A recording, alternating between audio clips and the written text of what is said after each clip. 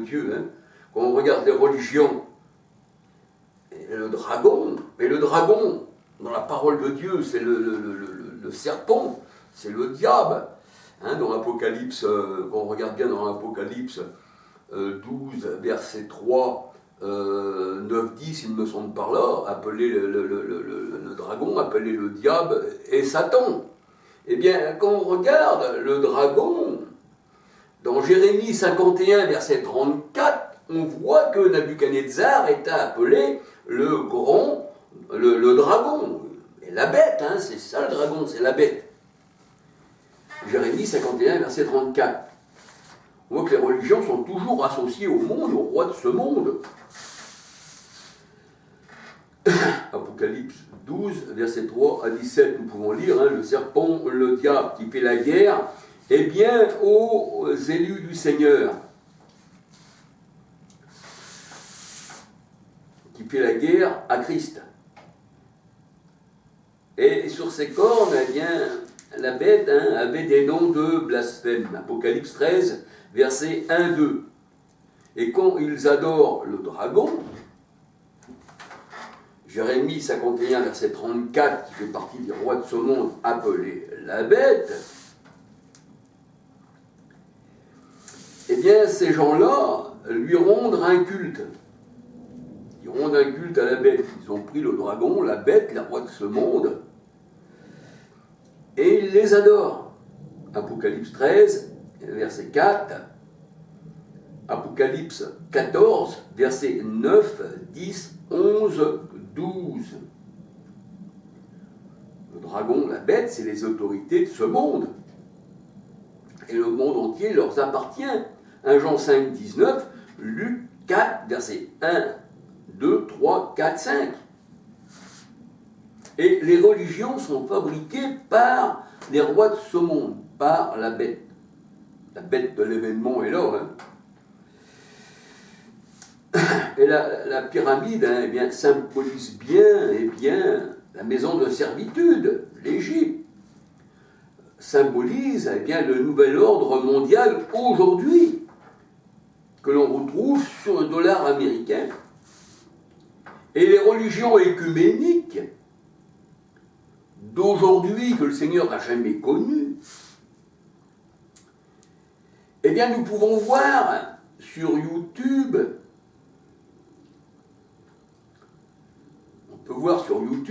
je ne vous mets pas les images, parce que vous savez, ils sont tellement méticuleux, on va dire, pour essayer de nous enlever les chaînes, alors qu'on n'ose plus trop mettre d'images, qu'on pourrait prendre à droite à gauche, et je pourrais vous les montrer. Donc j'évite de mettre des images, parce qu'ils m'ont déjà coupé plusieurs fois. Alors, vous pourrez voir vous-même, vous mettez sur YouTube la maison d'Abraham. La maison d'Abraham, Abu Dhabi, hein, la maison d'Abraham. Mais on peut dire que, quand on regarde Abu Dhabi, la maison d'Abraham, nous voyons qu'il y a l'écuménisme, hein, qui a été créé aussi par Rome, par les papes, tout ça. Hein. Et on voit que toutes ces religions-là, eh bien, se sont rassemblées vers leur mère, hein, que c'est un peu aussi leur mère. Parce que quand vous prenez les jésuites, tout ça, ça fait partie aussi de la franc-maçonnerie, tout ça. Hein.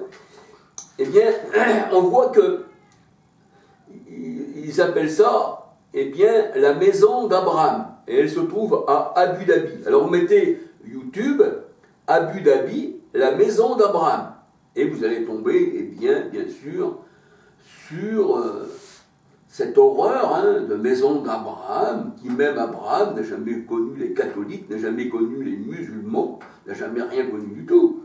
Parce que le Seigneur, bien sûr, qu'il connaît, mais comme il dit qu'il ne connaît pas, ça veut dire qu'il n'y a pas de relation, ils sont contraires à la parole de Dieu. Abraham ne les a jamais connus. Les élus d'Abraham, c'est ceux qui appartiennent à Abraham, qui sont de la lignée, et bien des élus. Abraham, mon élu, qui dit la parole de Dieu. Abraham, celui que j'ai choisi.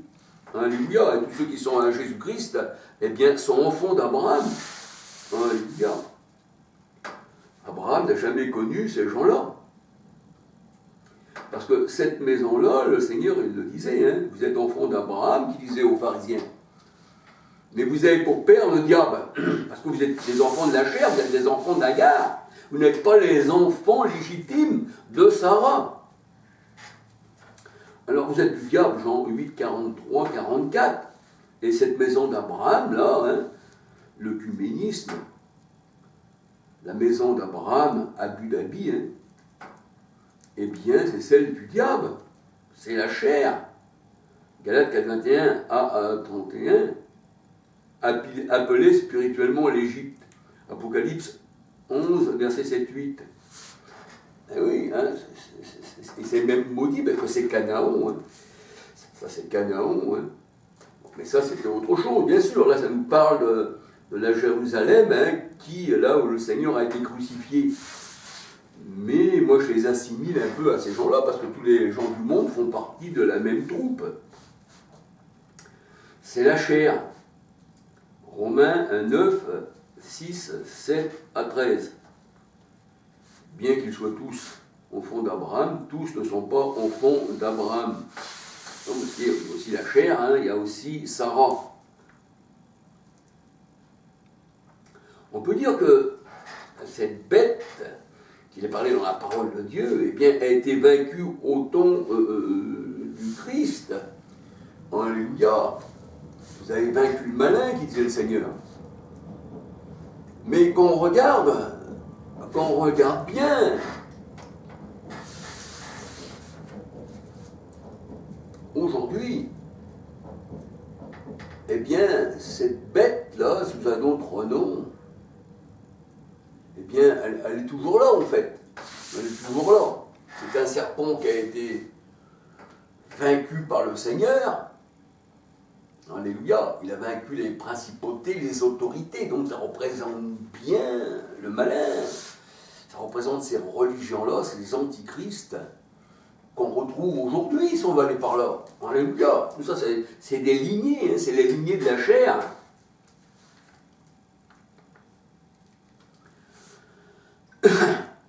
Apocalypse 15, verset 2. Cette bête a été vaincue au temps du Christ. Colossiens 2, verset 14, 15. J'ai vaincu les principautés de ce monde, dit le Seigneur, les rois de ce monde.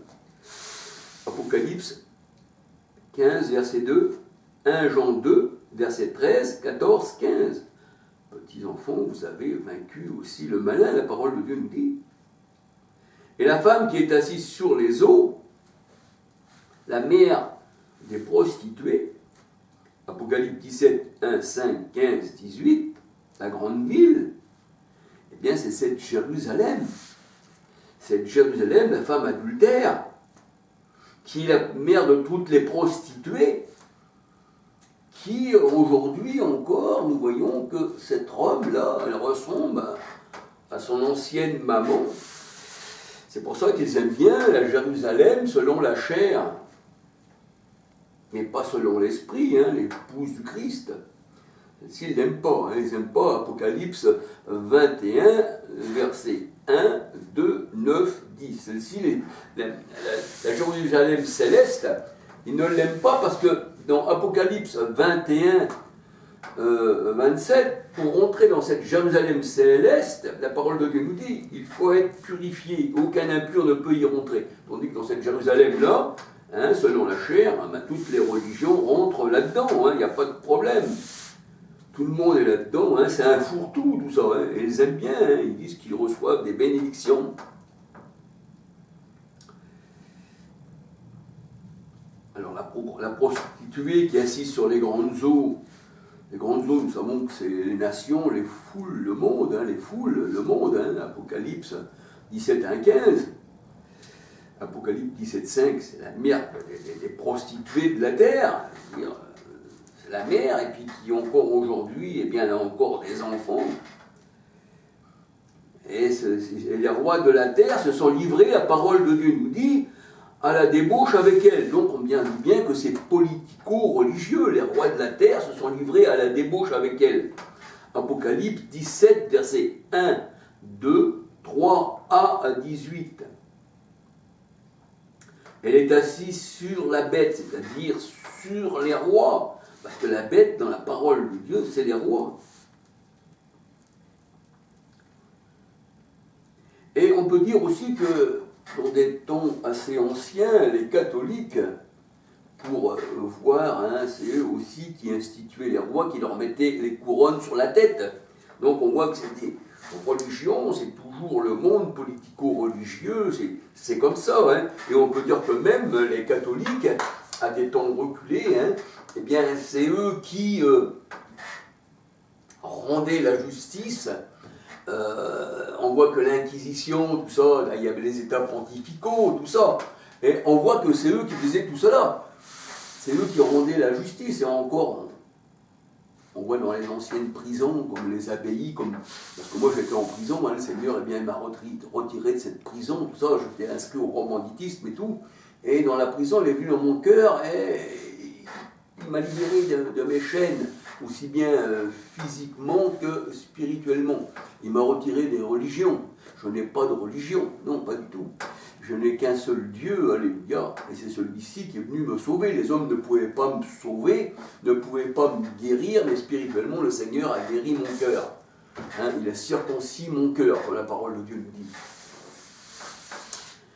Eh bien, je voulais dire que on voit que les catholiques, autrefois, eh bien, tous les monastères qu'on retrouve aujourd'hui, tout ça, comme l'abbaye de Poissy, qui est une centrale, qui est une prison, eh bien, on voit que les détenus étaient mis dans des cachots, dans des abbayes, dans des couvents. Le trois quarts des anciennes prisons, ce sont des abbayes, ce sont des couvents.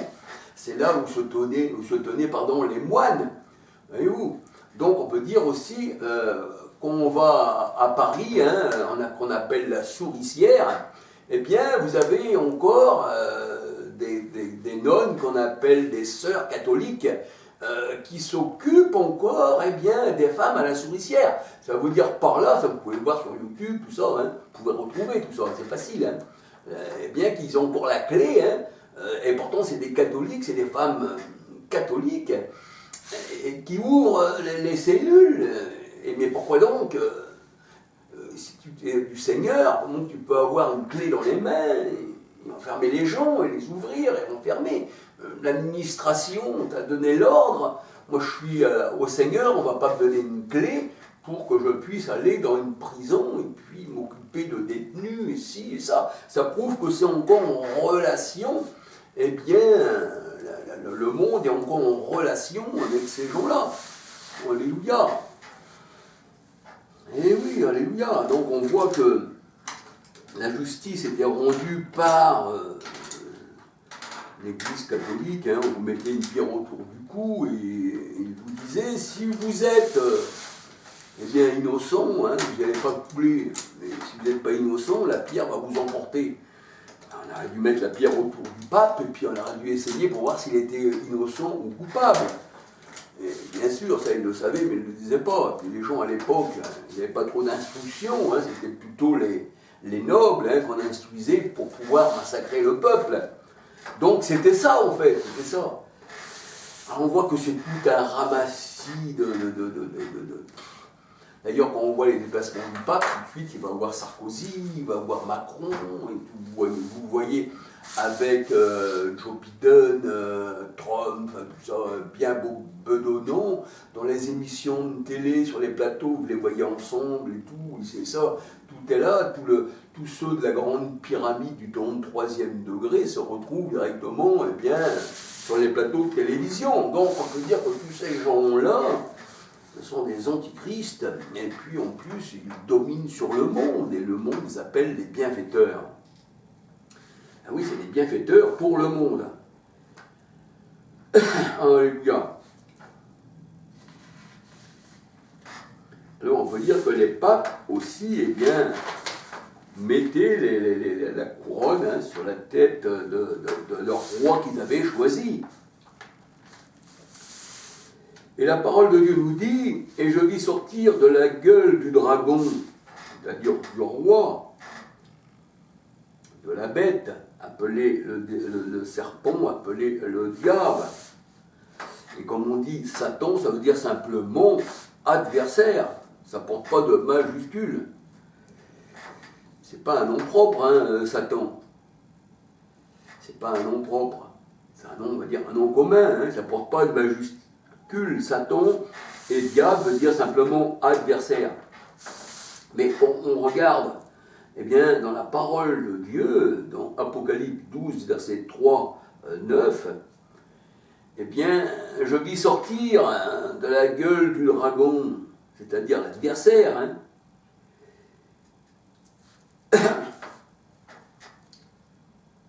On va le lire, si vous voulez bien, Apocalypse 12, 3 à 9. Alléluia. Que le Seigneur vous bénisse. Alléluia.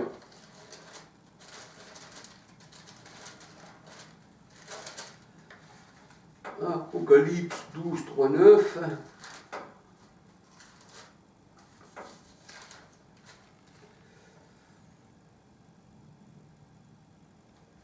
Apocalypse 12, 3, 9. Alors, Apocalypse 12, 3, 9, hein, il fut précipité le grand dragon, le serpent ancien, appelé le diable et Satan, celui qui séduit toute la terre. Il séduit.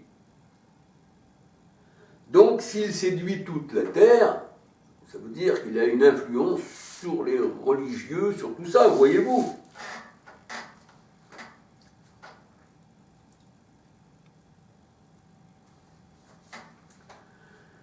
Alléluia. Alors, je suis en train de rechercher un verset.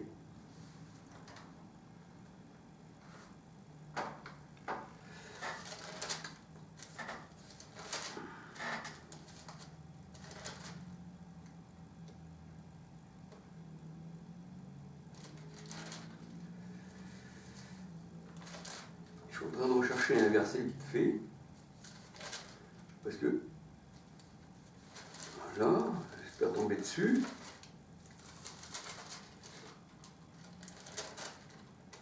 C'est le verset où il est dit « Et je vis sortir de la gueule du dragon, du faux prophète, de la bête, 3 esprits impurs. » Et vous, là, on voit faux prophète, bête. Hein, on voit ça. Hein. Et bien que la bête, c'est les rois. Hein. Voilà, dragon, tout ça, c'est les rois. Faux prophète, ça veut dire qu'il est religieux. Alléluia, il est religieux.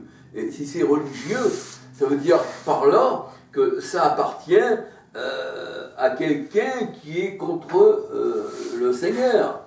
Alléluia, donc ce sont des religieux. J'aurais bien voulu retrouver ce verset. Je ne me rappelle plus au juste où c'est qu'il se trouve. Alléluia.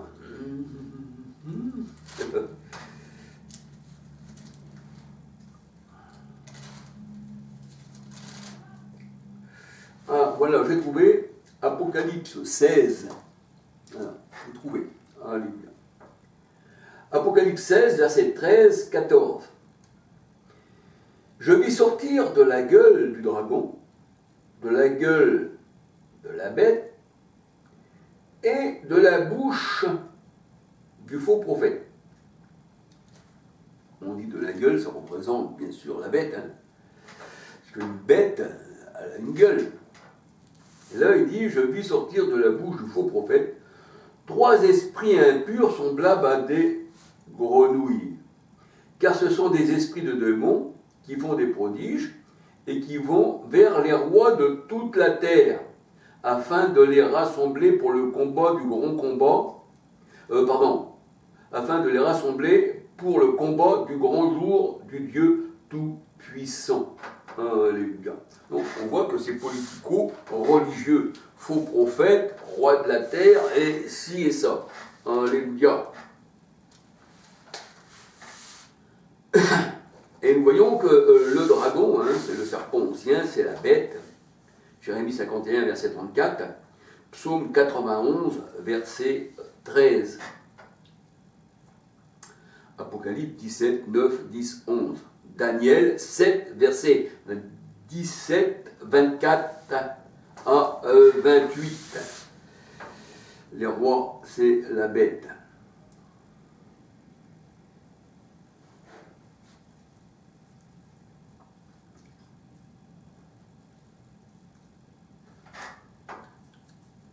Alors, nous voyons que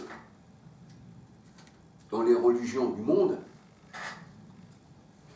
dans le catholicisme, non seulement dans le catholicisme, mais aussi dans toutes les religions, mais plus spécialement dans le catholicisme, d'année en année, avec leur credo et leur dogme, déjà au temps de Constantin, et on voit que Constantin, c'était aussi un empereur, un roi de ce monde, un roi, c'est une bête, hein, c'est ça, c'est le serpent, hein, c'est le grand dragon, hein, et Jérémie 51, verset 34, eh bien, on voit que Constantin était là, parmi ces catholiques, en train de donner son accord en tant que roi, en tant qu'empereur, en tant que chef de guerre,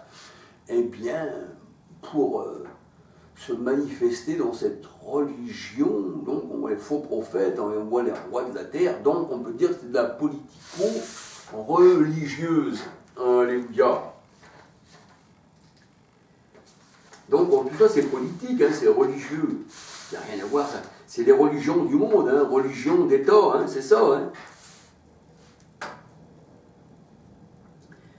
Et le pape, comme je vous dis, c'est un État dans un État. Hein. Et aujourd'hui, Abu Dhabi, hein, maison d'Abraham, c'est l'œcuménisme. Hein. Et nous voyons que toutes les religions hein, de ce monde, que ce soit aussi la religion de vie et lumière, hein, c'est les gitans, les adventistes, de tout ce que vous voulez. Et quand nous voyons les témoins de Jéhovah, ils ont, je ne me souviens plus où c'est, leur royaume qu'ils appellent leur